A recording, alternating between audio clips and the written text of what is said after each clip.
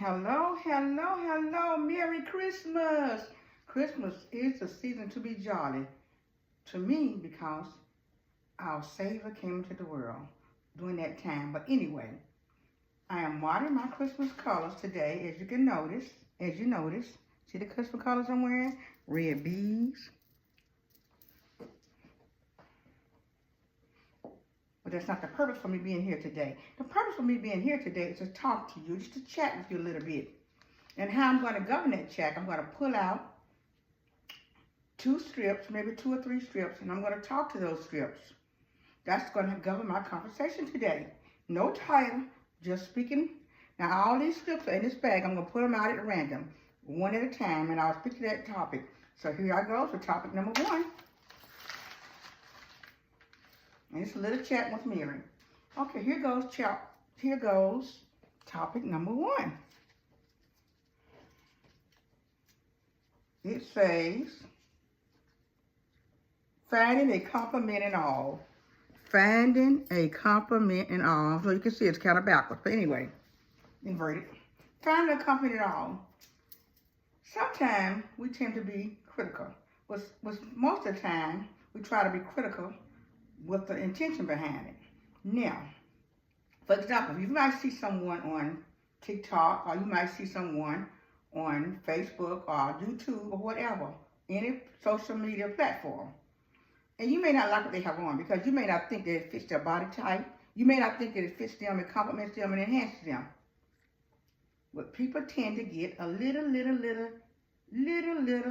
upset when you critique them. But most of the time, my critique comes from a good place. But anyway, this is what we need to try to do.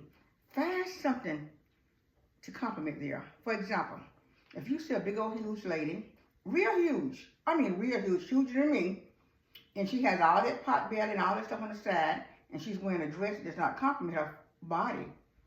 Now, she thinks that just because the store put it out there, she can buy it and she can wear it. But anyway, find something to enhance that person's self-concept. You may say, oh, I like that color on you. Or you may say, I like your hairstyle. But if you don't feel it, if you're not feeling it, don't say it. Be genuine in what you say. We'll find a compliment in everything. Now, the next strip comes from, here's the next strip. Now, I won't be using that strip again. I'll throw that away. Here's the next strip. And it says this.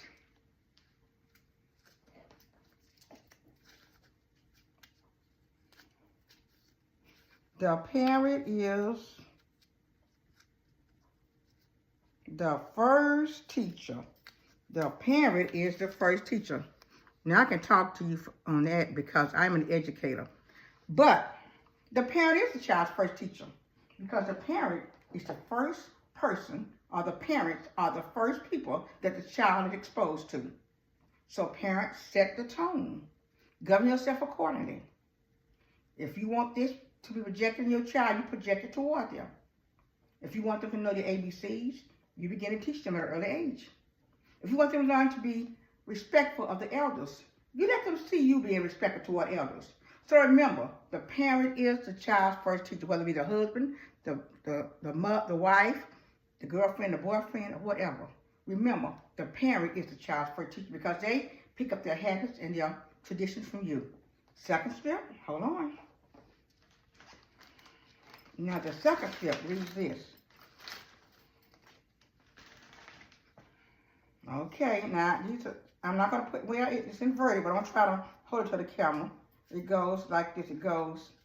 This is what it says. Dealing with estrangement. Dealing with estrangement. Dealing with estrangement. What does estrangement mean?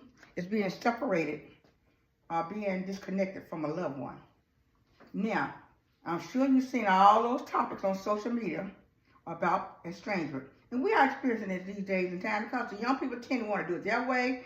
They tend to want to just set their own precedents. They want to have their own traditions or whatever. And sometimes they tend to forget about their parents, or they tend to forget about their sister or their brother. So how do you deal with estrangement? You embrace you. You create your own atmosphere. You create your company. You go out and do you. You find things to stimulate you. You find things to keep you happy on Thanksgiving or Christmas Day or your birthday. You go out and do you. I didn't say hate on the person that you're estranged for, but put it on the back burner and leave space for them to always come back into your picture if they want to. But in the meantime, do you. That's how you deal with estrangement. Now, the last topic is this.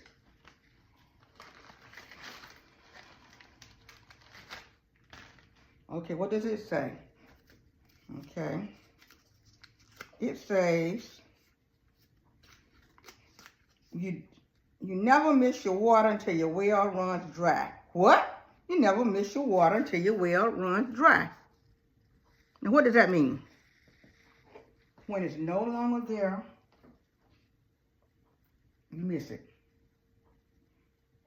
When that water in that well is not coming up in that bucket when you roll it up, you miss it. That's what it means. In essence, it says this. You never miss your loved ones until they're not gone. You never miss that income until you don't have it. So what you don't have, you can't miss. But what you have, you can definitely miss. So remember that. You never miss your red well until the water runs dry. So value what you have. Preserve that water. Be blessed. This concludes my little discussion thing for today. I'll be back next time. See you later. Happy holidays. Just modeling. Be blessed.